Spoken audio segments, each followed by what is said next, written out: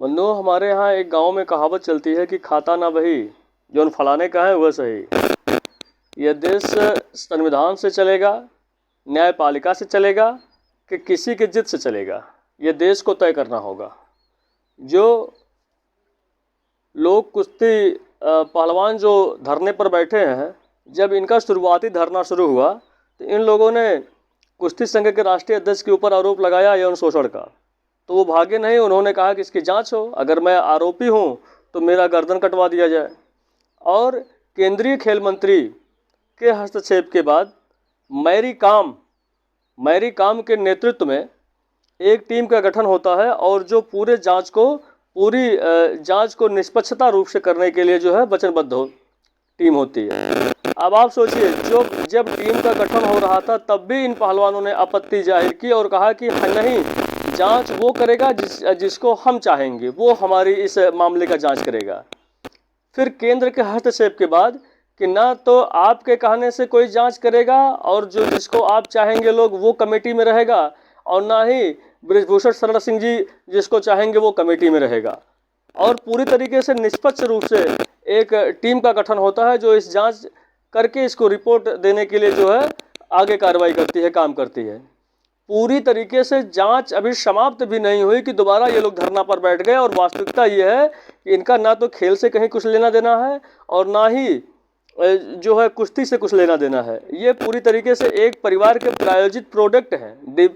दीपेंद्र हुड्डा का परिवार जब से कुश्ती संघ से ये लोग हटे हैं तब से पूरी तरीके से 2011 से ही कुश्ती संघ के राष्ट्रीय अध्यक्ष के पद को हटवाने के लिए और नेताजी के खिलाफ सारे सुनियोजित तरीके से ये प्रोपोगंडा अपनाए हुए हैं। इसको पूरा देश जानता है।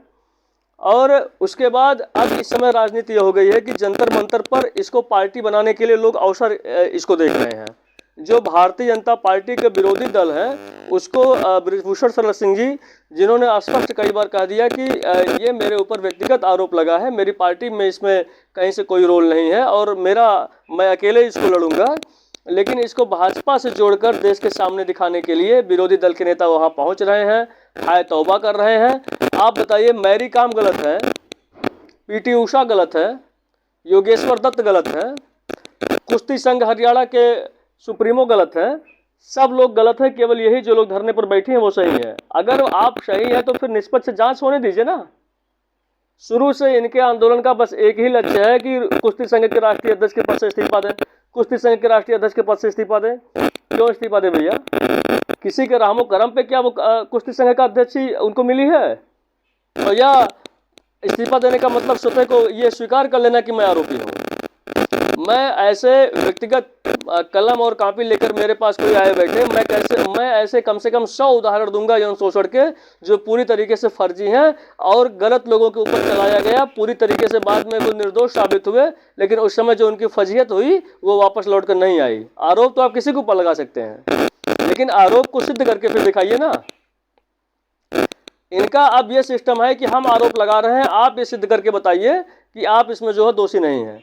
और फिर 2011 से जब इस तरीके का हो रहा है, जो खिलाड़ी हैं, बृजभूषण शरण सिंह जी ने कुश्ती को राष्ट्रीय स्तर पर एक पहचान दिलाई और जो हरियाणा तक ही केवल कुश्ती शामिल थी वो केरला तक गई, कर्नाटका तक गई, बंगलौर तक गई, असम गई, जो है जितने उत्तर प्रदेश में गई, मध्य प्रदेश में गई, राजस्थान में, सारे देश के लड़कों को, सारे देश के खिलाड़ियों को एक समान रूप से अवसर मिला।